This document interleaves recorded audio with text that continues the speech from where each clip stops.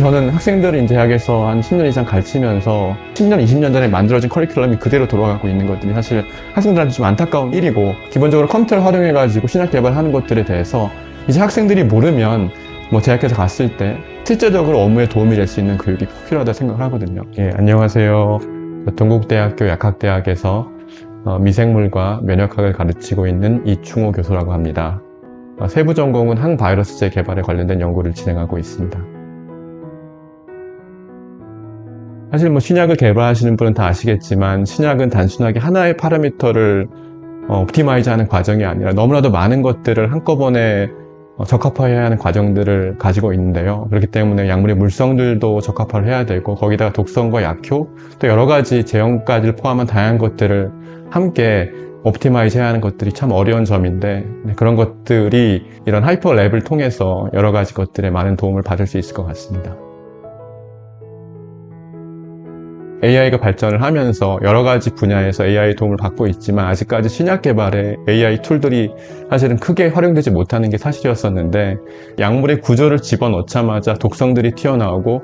물성 관련된 것들이 어떤 예측치를 보여줄 수 있고, 또한 내가 궁금해하는 어떤 단백질 타겟과 내가 관련 있는 물질들이 얼마큼 결합할지에 대한 것들도 하이퍼랩을 사용해보니까 너무나도 쉽게 그런 것들이 수치화돼서 보여줄 수 있는 것들이 사실 처음에 좀 놀라웠었고, 이런 것들이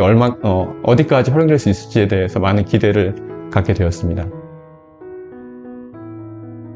사실은 약대에서 제가 이번 학기에 대학원이 이제 데이터 사이언스라고 하는 과정 속에서 한 마지막 한두 시간 정도를 하이퍼랩을 활용해가지고 대학원생들한테 어떤 약물들의 물성이 왜 중요한지, 그리고 약물들의 물성과 활성, 독성 이런 것들을 기존에는 단순하게 학자들이 어떤 화학적인 구조를 보고 그들의 경험에 의해서 그거를 옵티마하는 과정들을 거쳤었는데, 사실 그런 것들이 경험이 많지 않은 사람들의 경우에 매우 제한적인 일들이고, 정말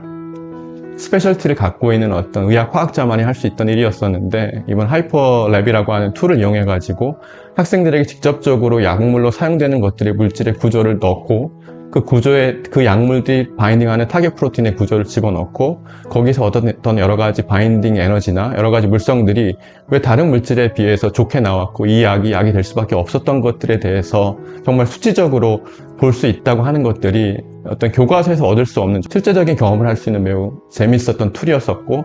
약물 개발이 실제적으로 이런 식으로 이루어져야 한다고 하는 개념들을 학생들한테 교육시키는 데 매우 좋은 툴이었던 것 같습니다.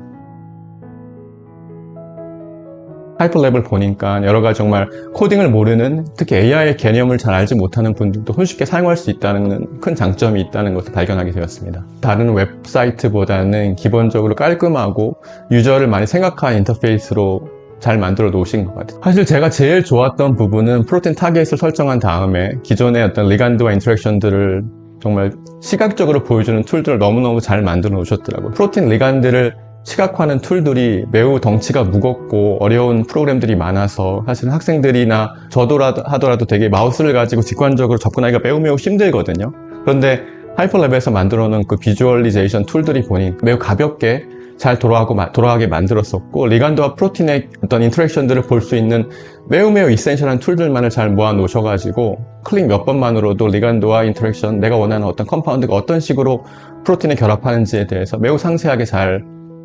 만들어 놓은 것 같아서, 학생들한테 교육할 때에도 시간이 많이 걸리는 툴을 사용하는 것보다는 훨씬 더 가볍게 편하게 리간드와 프로틴의 인터랙션을 눈으로 볼 수 있는 것들이 큰 장점이었던 것 같습니다. 특히 학생들이 이제 단순하게 어떤 프로틴 리간드 바인딩을 옵티마이즈 하는 것뿐만 아니라 여러 가지 이제 물성, 독성, 너무나도 많은 파라미터들이 들어있고, 그런 것들을 고려하지 않으면 신약이 될 수 없다고 하는 것들을, 그러니까 신약 개발이 얼마나 어려운지, 그러니까 사람이 기본적으로 할 수가 없는지, 왜 그런 것들을 AI한테 던져줘야지만 좀 더 효율적으로 할 수 있는지에 대한 어떤 개념들을 잡아 나가는데, 이런 툴들이 되게 도움이 되고 여러 가지 개념적으로도 교육적으로도 매우 효과적이라고 생각하고 있습니다.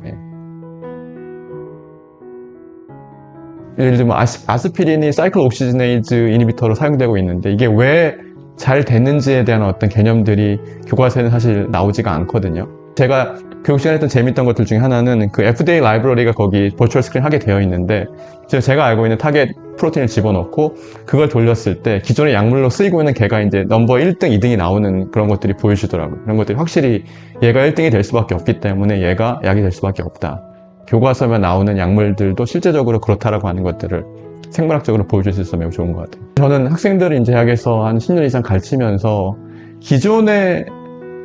교과서에 나오는 내용들을 안주해서 학생들이 가르치는 자체가 약대의 경우에도 크게 의미가 없거든요. 사실 요즘에 워낙 AI가 발전을 하고 모든 생활에서 AI가 빠지면 안 되는 시대가 되어 버렸었는데 10년, 20년 전에 만들어진 커리큘럼이 그대로 돌아가고 있는 것들이 사실 학생들한테 좀 안타까운 일이고, 최근에 나온 이런 툴들을 가지고 실제적으로 학생들한테 접목을 해서 가르치는 과목들이 없더라고요. 기본적으로 컴퓨터를 활용해가지고 신학 개발하는 것들에 대해서 이제 학생들이 모르면 뭐 대학에서 갔을 때 어떤 현업에 종사를 할 때에도 실제적으로 업무에 도움이 될 수 있는 그런 대학에서 이런 교육이 꼭 필요하다고 생각을 하거든요. 그런데 이제 이런 AI 툴들을 이용하기 위해서는 약학의 경우에 어떤 식으로 신약 개발을 적용할지에 대한 개념을 잡는데도 적어도 몇 주가 걸리는 것 같아요. 데이터 사이언스의 기본적인 개념, 머신러닝의 기본적인 개념을 공부한 다음에 이런 개념으로 모델을 만들었고, 이런 모델 때문에 내가 이런 데이터를 집어넣었을 때 이런 것들을 예측할 수 있다라고 하는 개념을 잡기 위해서는 적어도 한 4, 5주 이상은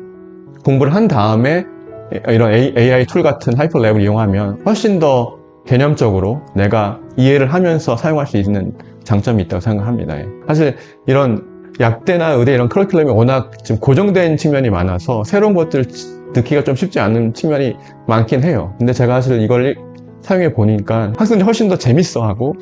훨씬 더 교육적으로 효과적이고, 제가 이런 것들을 저희 학교에 홍보했을 때도 심지어 한의대에 계신 교수님도 오셔가지고 이게 뭐냐, 나는 하나도 모르는데 할 수 있냐, 이건 할 수 있다라고 말씀을 드리고 관심을 갖게 되시더라고요.